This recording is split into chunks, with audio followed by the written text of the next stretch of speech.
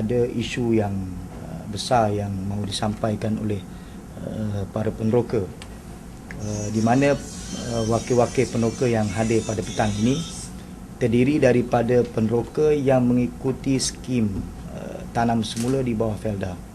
Mana mereka ni ikut Felda lah, dan kebun mereka sebanyak 10 ekar diselenggarakan oleh Felda untuk proses tanam semula. Apa yang menjadi persoalan yang bermain dalam fikiran dan meresahkan para peneroka, penyelenggaraan itu boleh dikatakan gagal. Dengan erti kata yang lain, kebun-kebun yang diuruskan oleh Felda tidak berjalan dengan sempurna. Dengan erti kata yang lain, kawasannya semak, dilitipi oleh banyak lalang, dan sebahagian daripada pokok, anak-anak pokok yang ditanam itu mati, tidak disemulam semula. Dan ada setengah-setengah tempat lebih teruk lagi, apabila kerja-kerja tanam semula itu tergendala, apabila benih yang sepatutnya sampai, benih yang sepatutnya ada untuk digunakan ataupun ditanam di kawasan kebun mereka, berdepan dengan pelbagai masalah. Dan nanti kita akan tunjukkanlah gambar-gambar dan bukti-bukti yang akan disebut oleh para peneroka sendiri.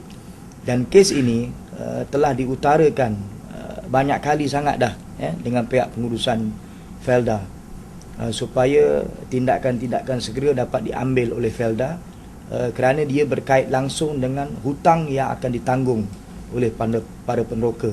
Maknanya kalau kerja-kerja tanam semula itu lambat, oleh kerana peneroka ini bila terlibat dengan kerja tanam semula, mereka ditanggung melalui hutang, pinjaman yang dipanggil pinjaman sehari hidup, yang akan diberi oleh Felda pada setiap bulan, sehinggalah tanam semula itu membuahkan hasil.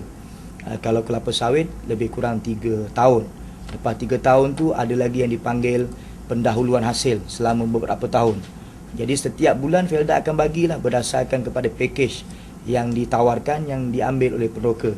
Ada yang peneroka ambil RM1,000 sebulan, ada yang ambil RM1,200, ada yang ambil maksimum sampai RM1,500. Jadi bayangkan kalaulah tanam semula itu membuahkan hasil yang panjang, maka hutang itu akan bertambah tinggi, hutang peneroka. Tapi kalau untuk peneroka yang getah, dia lebih lama lagi, sampai 72 bulan. Artinya hutang itu begitu tinggi sekali.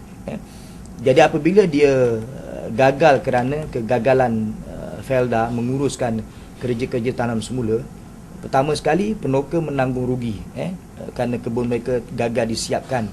Yang keduanya, hutang mereka akan bertambah besar. Dan ada peneroka oleh kerana perundingan demi perundingan telah gagal, mereka berkali-kali bincang dengan Felda, minta Felda selesaikan segera masalah mereka gagal. Ada peneroka yang hilang sabar, mereka ambillah balik kebun mereka, ambil balik, sebab dia kata dia tak boleh tengok kebun dia macam tu. Apabila mereka ambil balik dan mereka uruskan kebun tu dan berjaya, kebun tu siap, jadi mereka minta kegagalan itu sebelum itu diberi pampasan oleh Felda, sebab yang gagal tu Felda. Tapi malangnya Felda tak nak bayar 1 sen pun di atas kegagalan itu, kerana dia kata peneroka, kenapa peneroka ambil balik kebun? Peneroka ambil balik sebab Felda dah tak berupaya untuk menguruskan. Jadi bila ambil balik, dia siapkan kebun tu, bila dia minta, dia tuntut bayaran pampasan, Felda tak nak bayar. Saya boleh tunjukkan satu kes yang dirujuk kepada saya dalam banyak kes, kepada rakan-rakan media. Ni contoh-contoh gambar kebun-kebun peneroka yang dah jadi hutan kebun ni. Ni semua ni, pokok kelapa sawit pun dah tak tahu kat mana dah. Ni contoh kegagalan, di mana ini saja dah membabitkan lebih kurang 2 tahun. 2 tahun macam ni kebun dia, yang sepatutnya 2 tahun dia dah hampir mengeluarkan hasil, tapi 2 tahun tu tak nampak apa-apalah kebun dia. Mana contoh, ni dia punya pokok kelapa sawit yang dirimbuni oleh semak samun, dah berapa tahun dah. Ini untuk makluman yang sekaligus saya nak sebut, saya nak sanggah statement yang dikeluarkan oleh Datuk Ahmad Maslan. Dia kata kebun yang diuruskan oleh peneroka secara persendirian ni gagal, jadi hutan. Dia sebut dalam statement dia di parlimen, jadi hutan penuh dengan babi, dengan dengan kumbang, dengan tikus. Dia kata gagal. Dia kata kalau penoka diberi wang tanam semula 17,000, nanti dia tak uruskan kebun, sebaliknya dia buat rumah dan sebagainya. Tapi saya nak menyanggah apa yang berlaku sekarang ini adalah merupakan kebun-kebun yang diurus oleh Felda. Jadi Felda ni dia ada manpower, dia dah potong duit penoka. Dia dapat semua peruntukan untuk menyediakan tanam semula. Apa masalahnya sehingga Felda mengalami kegagalan? Sebagaimana saya lampirkan sebagai satu bukti, dan saya nak tunjuk di sini kesan dia. Kesan di atas kegagalan itu menyebabkan hutang penoka begitu tinggi. Ini hutang penoka. Dan ini bagi jengka 16 di Pahang. Hutang penoka di jengka 16, sebagaimana dicatatkan di sini, berjumlah RM91,119. 91,000 dia punya hutang dia. Bayangkan, seorang penoka hutangnya 91,000. Saya ada lagi bukti yang lebih daripada ini. Saya ambil yang kadar sederhana ni 91,000. Yang 120,000 pun ada. Dalam keadaan usia mereka dah menjelang senja. Ada yang umur 70, bagaimana mereka nak berdepan dengan hutang yang begitu tinggi. Hal ini kita telah bangkitkan banyak kali dengan pihak Felda, termasuk Yang Berhormat Menteri Datuk Ahmad Maslan. Tetapi tidak ada sebarang tindakan yang positif diambil untuk menangani isu ini. Sehingga pada hari ini para penoka mengesyorkan kepada kami, mereka nak mengadu dengan Suhakam, supaya Suhakam dapat kemukakan dengan Felda, dan kita nak dengarlah daripada Felda sendiri apa alasan mereka dan apa tindakan-tindakan proaktif yang sepatutnya dibuat. Kalau Felda memang betul-betul tak mampu, Felda memang surrender lah, dia tak mampu nak urus kebun, serahkan balik kebun ni kepada penoka. Yang jadi masalah, penoka nak ambil balik kebun dia bukan senang. Nak ambil kebun tu kadang-kadang melalui satu proses yang amat sukar. Jadi dalam keadaan mereka tak mampu nak menguruskan kebun mereka. Jadi hari ini mereka mengadu, kita bawalah sebahagian daripada penoka daripada seluruh negara. Kalau kita nak ukur seluruh negara ni terlalu ramai, tapi kita bawa sebahagian kerana mereka nak meluahkan pada hari ini tentang kegagalan Felda menjalankan amanah yang sepatutnya diberikan. Kandungan memorandum oleh rombongan penoka Felda,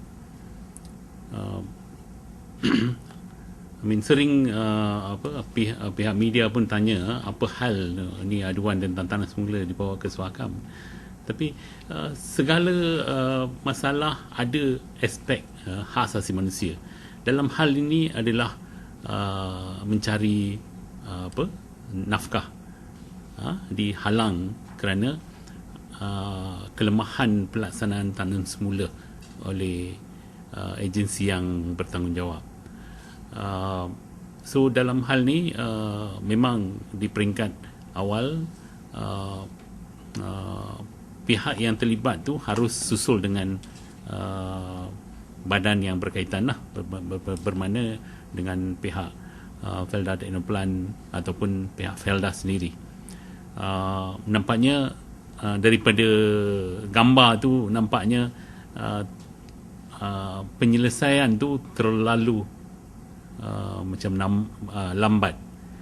Kalau pokok ataupun rumput melebihi ketinggian orang tu, itu bermakna masalah tu berlarutan lebih tak setahun lah. So dan kalau anak pokok sawit tak nampak dalam belukar tu, bermakna itu pun terlalu lama lah untuk menyelesaikan masalah. Pada kefahaman saya, dalam 18 bulan selepas anak sawit ditanam di ladang, pokok sawit akan keluarkan bunga. 24 bulan kita boleh tuai hasil pertama. So kalau kita biarkan belukar melebihi pokok sawit, bermakna dia akan terbantut. Kebantutan tidak boleh diperbaiki lagi. Kalau anak tu terbantut tu, dia macam mana kita bagi ubat ke, vitamin ke, apa ke, dia tak akan jadi normal. Dia terbantut juga. So satu pelaburan untuk masa depan keluarga penoka, kalau terbantut begitu, mereka akan terseksa sepanjang hayat kat ladang sawit tu. Bermakna ladang sawit tu mungkin kita boleh tuai sehingga 30 tahun masa ini.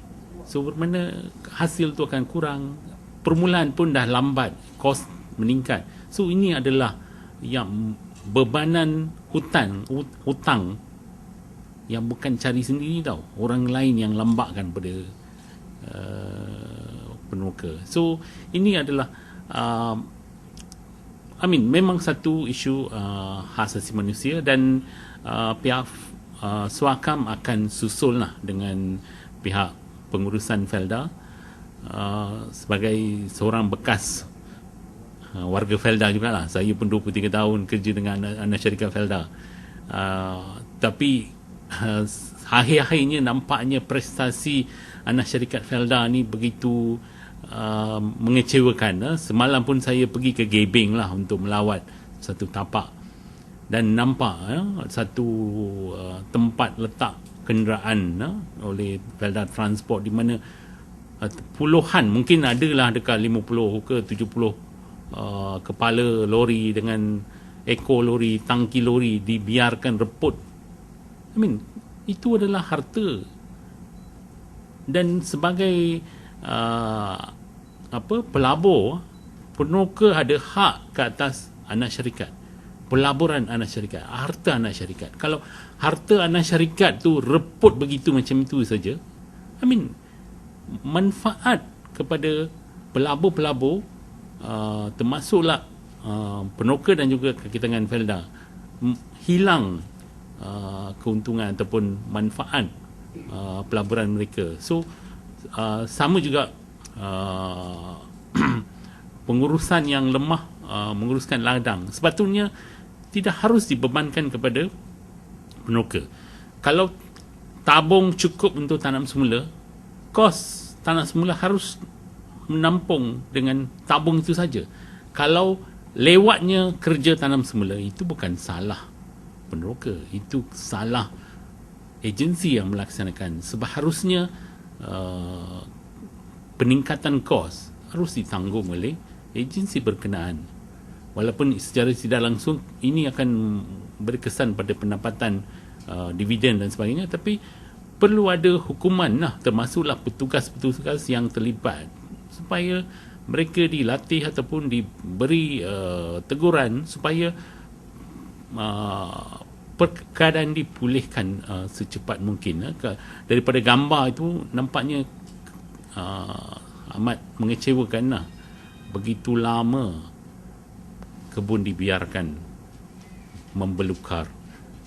So insyaAllah kami akan susul, mungkin kami juga akan buat lawatan ke ibu pejabat Felda untuk mendapatkan penerangan, dan juga kami akan adakan lawatan ke tapak-tapak yang terlibat, dan kami akan jumputlah media supaya ini memberi sedikit sebanyak pendedahan supaya petugas hak awam tidak mengambil rendah tentang tanggungjawab dan kewajipan mereka.